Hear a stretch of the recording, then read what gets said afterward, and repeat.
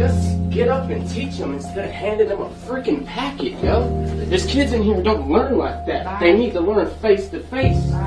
You're just getting mad because I'm pointing out the obvious. No, and you're you're wasting my time. No, I'm not wasting your time. I'm telling you what you need to do. Get out. You want kids to come into your class? You want them to get excited for this? You got to come in here. You got to make them excited. You want a kid to change and start doing better? You got to touch his freaking heart. Can't expect a kid to change if all you do is just tell him. You gotta take this job serious. This is the future of this nation. And when you come in here, like you did last time, and make a statement about, oh, this is my paycheck, indeed it is. But this is my country's future and my education. I respect that. Can you go outside, please? But there's a limit. When I'm not bitching, but simply making an observation. Okay. And now I will leave. You're welcome. Very, very, very intelligent young man. And it's kind of a shame that a student has to have this type of dialogue with a teacher. I was born in '87. So when I was going to school, I want to say around that time, teachers started to change. And I say that because out of all of my classes, I had one teacher that genuinely still loved to teach. And I am sorry that as time is progressing, I don't know if we still have people that have the passion for teaching our young people the way they used to. It used to be a lot of energy, a lot of happiness, a lot of games, a lot of just energy all around. And nowadays it is. It's a lot of give you an iPad, give you a pamphlet, and you're constantly working and the teacher just sits at their desk.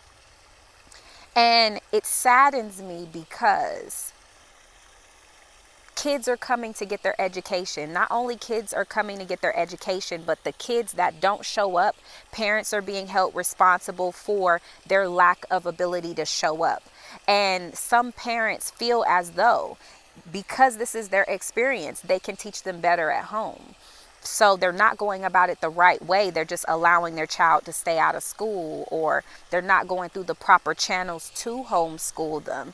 And it's getting out of hand. Don't get me wrong. I've seen the videos where teenagers and kids nowadays are being more disrespectful of our teachers and our educational staff than they ever were before.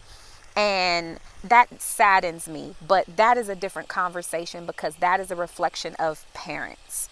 Because if you haven't taught your child to have respect for adults at home, they're most certainly not going to leave your sight and act like they have respect for adults anywhere else. So we're not going to mesh the conversations together. This conversation today is about the teachers.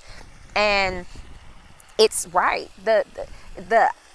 I don't want to say the system is broken, but logically speaking, if you have a class full of 31 students and you're teaching a specific subject, but you're only going to teach it one way, what are the chances that you're going to reach all 30 to 31 students and they're going to understand you thoroughly enough to teach and explain to other children?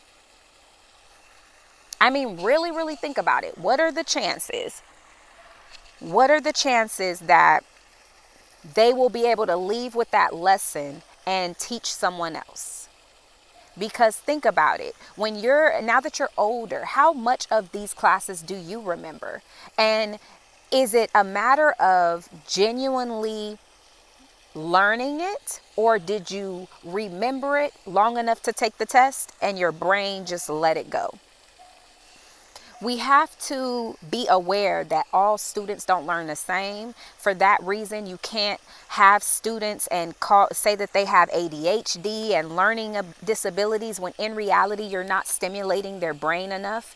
You have students in class that their mind and their level of thinking is beyond that of other students in their class, so they're bored and they're focusing on their phone, they're talking to their friends, and that is considered to be disruptive, when in reality what you're doing in class is not keeping their attention because they either know it already or it's not a difficult concept to grasp. So as a teacher, if you have 31 students in your class, you have to have a middle ground of how everybody learns, not just teach teach in a way that's going to cater to the top 10 of the class and leave the ones that are having difficulty at the bottom and just classify them as they have learning disabilities. You as the teacher have to get down to their level, figure out how they learn, and teach them accordingly. Just because they're having difficulty does not give you the right to blame the child for their inability to consume information from you. You were hired to be a teacher because you know how to meet children where they are. Meaning if one child is a visual learner, you know how to break it down and put it in front of them where they can see it.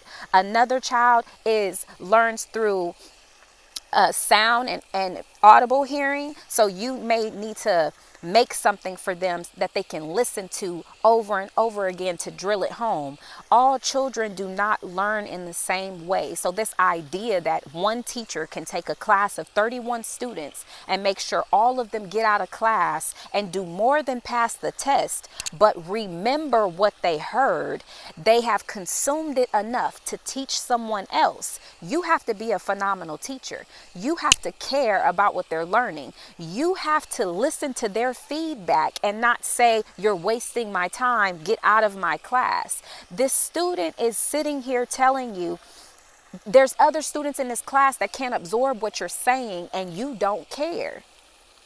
As a teacher, your response should not be, get out of my class, I don't care. Don't get me wrong. It's possible they had a conversation prior to this that just had her fed up with him to not listen to what he had to say. So I'm going to give a little room for that, but listen to what he's saying. To me, he doesn't sound like a disruptive student.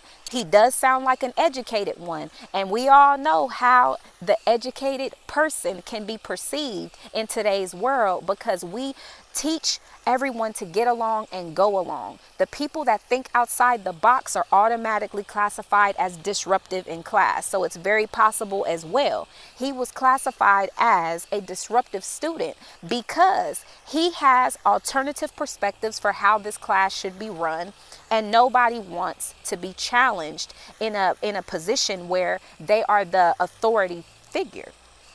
But even in that case, putting all of that aside, just as well as a parent should want to hear feedback from their children, teachers should want to hear feedback from their students, because there's always ways that you can improve, and there's always students that will benefit from the adjustments that you make so they can learn. Peace.